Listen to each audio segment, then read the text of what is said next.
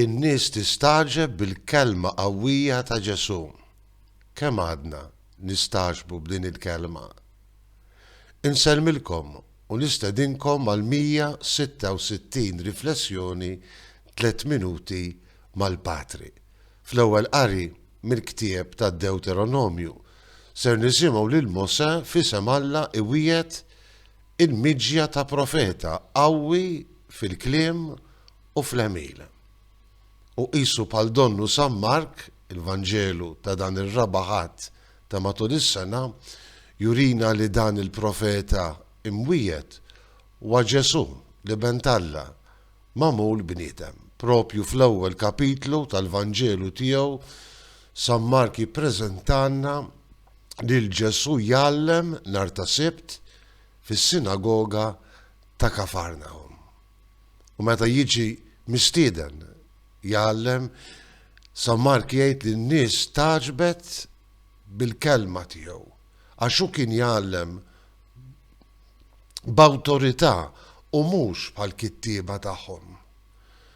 Kelma qawwija li matul il-Vanġelu kollu in-nies kellha tfittex, tisma' biħġara u tara l-qawwa tagħha fil-fejqan u l-ħelsien li Ġesu kien joffri bl-istess qawwa tal-kelma tiegħu.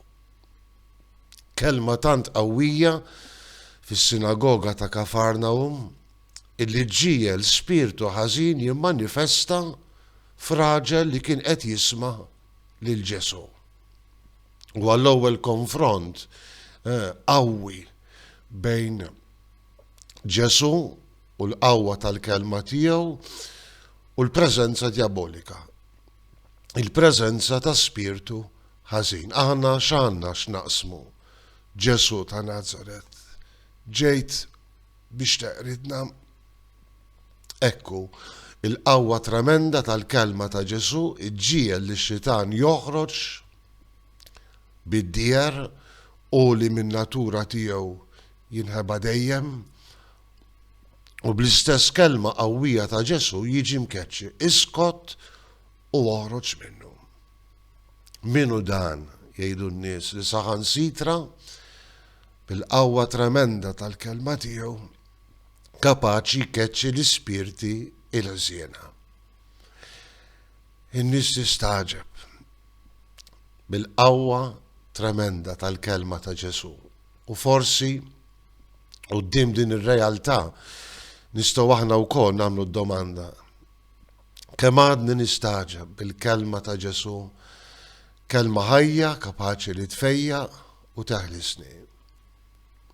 Kattar fina l-fidi mulej, kattar fina l-fidi f'kelmtek. Ħalli bis-saħħa tal-kelma tiegħek l-ġubijiet ta' mħabbtek iseħħu wkoll fina. Insellmilkom u l-mulej jagħtikom is-slim tiegħu.